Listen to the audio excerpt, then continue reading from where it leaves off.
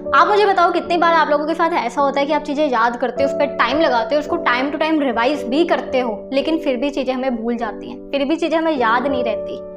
तो यहाँ पर आज की वीडियो में मैं आपको बताने वाली हूँ कि ऐसी क्या इन्फॉर्मेशन है जो आप मिस कर रहे हो, ऐसा क्या पॉइंट है जो तुम्हें समझ नहीं आ रहा, जिसकी वजह से तुम चीज़ें पढ़ते हो, उसको लर्न करते हो, उसको टाइम लगाते हो, प्रैक्टिस भी करते होगे, लेकिन फिर भी लंबे समय तक लॉन्ग टर्म मेमोरी में नहीं जाती, जिसकी वजह से हम वो घूमते रहते हैं उसी चीज़ों को बार बार पढ़ने में, लर्न करने में, और फिर फ्रस्ट्रेट हो जाते हैं। तो आज की वीडियो में हम यही कवर करने वाले हैं। तो वीडियो को एकदम एंड तक ज़रूर देखना, क्योंकि जो एंड वाला पार्ट है ना आपका रिमेंबर वाला, वही सबसे मेन है जो आपको हेल्प करने वाला है कि आपकी कैसे लर्निंग शॉर्ट टर्म से लॉन्ग टर्म में पहुंचने वाली जो 3 टिप्स है ना, वहीं पर आपको मिलने वाली है। पर उसके लिए ये जो 2 चीज़ें ये आपको पता होना बहुत इंपॉर्टेंट है। अगर आप यहाँ पे काम सही तरह से नहीं करोगे, आपका बेस फाउंडेशन स्ट्रॉन्ग नहीं बनेगी, तो फिर ये तो वैसे ही काम नहीं चलेगा। तो चलो, सबसे पहली चीज़ तो हमें स्टडी करना होता है, ये हम सबको पता है, और ये मेजॉरिटी ऑफ स्टूडेंट्स को पता है कि हमें ये काम करना है हर वीडियो से पहले या हर चैप्टर को पढ़ने से पहले। यहाँ पे जो लास्ट स्टेप है ना, ये आपके लिए बहुत इंपॉर्टेंट है कि आपको नोट्स और रिसोर्सेज चाहिए रहेंगे, क्योंकि बार बार जब हम रिवीजन करेंगे, जब हम रिमेंबरिंग वाला प्रोसेस चालू करेंगे ना, हमें इसी चीज़ पे फोकस करना है, हम इसी को बार बार उठाने वाले हैं। हम हर बार आपको पूरी की पूरी टेक्स्ट बुक नहीं पढ़ेंगे, हम हर बार पूरे के पूरे अपने वीडियो लेक्चर्स नहीं देखने वाले कि उसमें कौन सा इंपॉर्टेंट पॉइंट था। और यहाँ पे अंडरस्टैंड कॉन्सेप्ट कर लेना बहुत बढ़िया तरीके से, क्योंकि बेस बनने वाला है आपका यहाँ पर। और ये जो पूरी प्रोसेस है ना, आपकी वन टाइम है, यहाँ पे आपको बार बार टाइम नहीं लगाना, this is one time thing. आपका जो बार बार टाइम लगने वाला है यहाँ पर लगेगा, ये जो नीचे के 2 पॉइंट्स है, यही आपका 70% चीज़ें हैं, बाकी 30% है ये सब चीज़ें। अब इस चीज़ को स्ट्रॉन्ग कर लो। मुझे पता है आप में से काफ़ी सारे लोगों के पास फिजिक्स वाला के कोर्सेज हैं, लेकिन जिन लोगों के पास नहीं है भाई, वो लोग भी ले लो, ठीक है। अगर आपको अपने CUT और क्लास 12th की तैयारी एकदम स्पीड से करनी है, अभी अभी उन्होंने नया कोर्स लॉन्च करा है 16 अक्टूबर को, जिसका नाम है प्रवेश साइंस 2024, और एक कोर्स लॉन्च हुआ था 31 जुलाई को, परिश्रम 2.0। दोनों ही 12 प्लस CUT के हैं। तो प्रवेश जो अभी हुआ है 2024, वहाँ पे आपको परिश्रम 1.0 2.0 भी मिल जाएगा, 2000 का है। और इसमें आपको क्या मिलने वाला है वो मैं आपको बता देती हूँ। आपको complete CUT 2024 plus board exam का सारा सिलेबस करवाया जाएगा। Physics, chemistry, maths, biology, general test और आपके इंग्लिश, सारे सब्जेक्ट्स कवर करवाए जाएंगे। 6 डे आपकी क्लासेस लगने वाली हैं, और 3 जो आपकी डेली लाइव क्लासेस होने वाली हैं, जो कि आपकी 1.25 से 1.5 घंटा रहेगी। यहाँ पे आपको PDF नोट्स मिल जाएंगे, हर एक क्लास के PW के ऐप पे डाउट सॉल्विंग का आपको फीचर मिलेगा, और आपको DPPs दी जाएंगी, जहाँ पे 70% आपको ऑब्जेक्टिव क्वेश्चंस और 30% सब्जेक्टिव, और रेगुलर बेसिस पे आपके टेस्ट हुआ करेंगे। तो इसका जो लिंक है मैंने डिस्क्रिप्शन बॉक्स में दे दिया है, वहाँ से जाके ले लेना। और जो आप मेरा कोड यूज़ कर सकते हो MM150, जिससे आपको 150 रुपीज़ का और डिस्काउंट मिल जाएगा।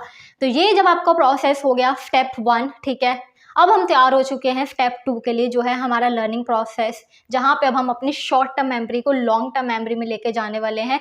तो सबसे पहले मुझे पता है आप लोग लर्न करोगे। लर्न करने के लिए एक बहुत सिंपल सी टेक्निक है कि हमको एंगेज्ड लर्निंग करनी है, हमको रटी रिटाई लर्निंग नहीं करनी कि सिर्फ हम माइंडलेसली पढ़ रहे हैं कि मैंने क्या लिखा है, वो नहीं करना। एंगेज्ड लर्निंग का मतलब ये होता है कि मुझे पता होना चाहिए कि मैं क्या पढ़ रही हूँ, मुझे पता होना चाहिए कि इस डेरिवेशन में इसको x क्यों माना गया है, या इस डेरिवेशन में हमने इसकी वैल्यू ये क्यों पुट कर दी गई है।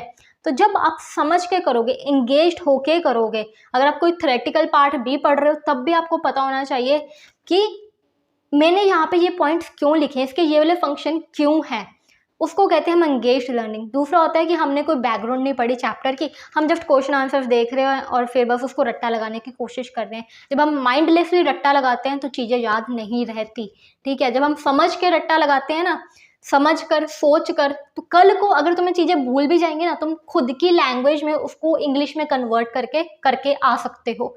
तो ये था आपका लर्निंग का स्टेप 1। अब यहाँ पे हम बात करते हैं दूसरा, कि आपके लिए नींद बहुत ज़्यादा इम्पॉर्टेंट है। अगर कभी तुमने नोटिस करा है कि जब आप पढ़ते हो बहुत अच्छी तरीके से, डेडिकेटेडली, ठीक है, क्वालिटी स्टडी टाइम देते हो, उसके बाद आपको नेचुरली आपकी बॉडी डिमांड करती है कि भाई थोड़ी देर सो जाते हैं। अब यहाँ पे इसका क्या रिलेशन है, मैं क्यों आपको बता रही हूँ, क्योंकि ये बहुत बड़ा पॉइंट है आपके शॉर्ट टर्म मेमोरी को लॉन्ग टर्म मेमोरी में लेके जाने के लिए। तो जब आपने पहले अपना लर्न कर लिया, ठीक है, उसमें आपको लगेंगे हर एक चीज़ को लर्न करने के लिए 3 से 4 रेपिटेशन। ओके, फिर जब आप इस वाली प्रोसेस को करोगे कि यार याद करने के बाद ना सो जाना, क्योंकि जब हम सोते हैं तो हमारा जो दिमाग है ना वो कभी नहीं सोता, हमारी जो बॉडी है वो सोती है, लेकिन जो दिमाग है वो तब भी काम कर रहा होता है। सोने से क्या होता है, हमारी आंखें बंद हो जाती हैं, तो कोई और इन्फॉर्मेशन हम अपने अंदर नहीं डाल रहे। तो जो पहली वाली इन्फॉर्मेशन जो हमने पढ़ाई करी है, वही इन्फॉर्मेशन हमारे जो न्यूरॉन्स है, जो हमारे सेल हैं, उसको अच्छी तरह से समझेंगे और उसको कन्वर्ट करेंगे उस एरिया में दिमाग के जहाँ पे तुम्हारी लॉन्ग टर्म मेमोरी स्टोर होती है। तो समझ गए ये वाला पार्ट कि सोना क्यों इम्पोर्टेंट है। पढ़ाई करो और उसके बाद कोशिश करा करो कि थोड़ा सा सो जाया करो। ओके, अब यहाँ पर आपको इतना तो समझ लग गया कि अब जो आपने चीज़ें याद करी है वो सारी नॉलेज आपके ब्रेन के उस हिस्से में पहुँच चुकी है जहाँ पर वो लॉन्ग टर्म मेमोरी में स्टोर होती है। लेकिन ये चीज़ अभी सफिशेंट नहीं है, क्योंकि जब तक हम इस मेमोरी को स्ट्रेंथन अप नहीं करेंगे, इसको स्ट्रॉन्ग ताकतवर नहीं बनाएंगे, हम इसको बहुत जल्दी भूल जाएंगे।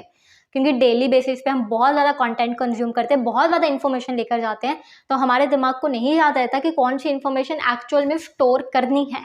अब जर्नली इस पॉइंट पे ज़्यादातर स्टूडेंट्स क्या करेंगे कि जो भी उनको चीज़ें रिवाइज करनी है उसकी वो नोटबुक अपने रिसोर्सेज खोलेंगे और वहाँ से उसको पढ़ना चालू करेंगे। एक बार पढ़ेंगे, 2 बार पढ़ेंगे और फिर उनको लगेगा कि उनको सब कुछ आता है और उनको लगता है कि इस तरीके से उन्होंने अपनी रिवीजन कर ली है। लेकिन ये एक बहुत बड़ा भ्रम है, एक फॉल्स अलार्म होता है ये हमारे लिए।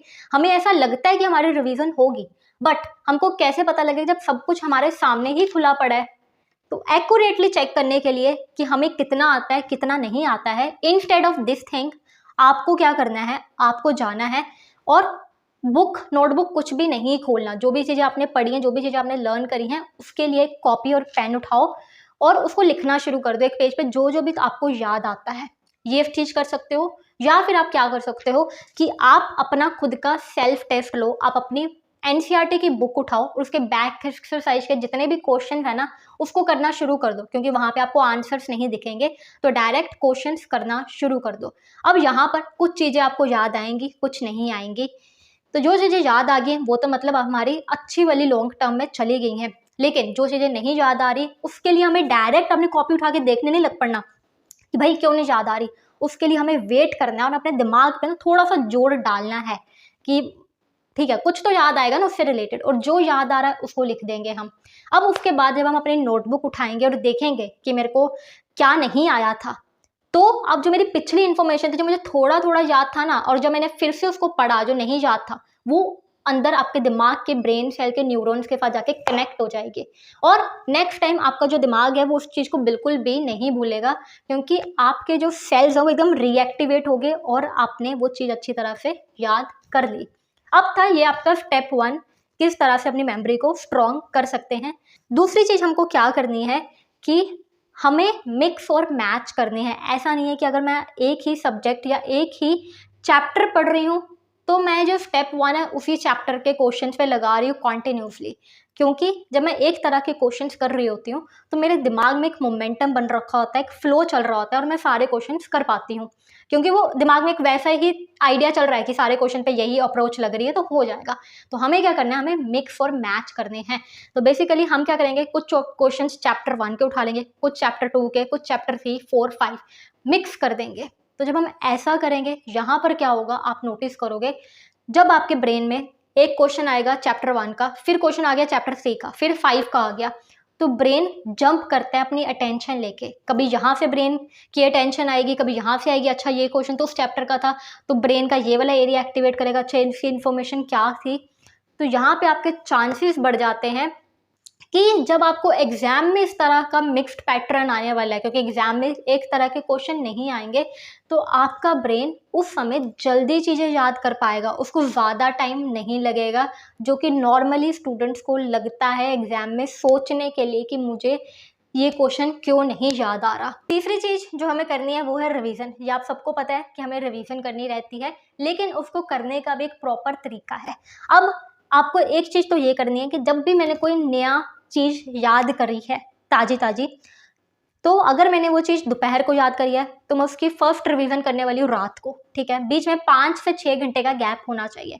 अगर मैं रात को पढ़ के सोई हूँ तो उसकी रिवीजन अगले दिन सुबह मॉर्निंग में हो जानी चाहिए। ये तुम एक रूल बना लो कि इससे कॉम्प्रोमाइज़ नहीं करना।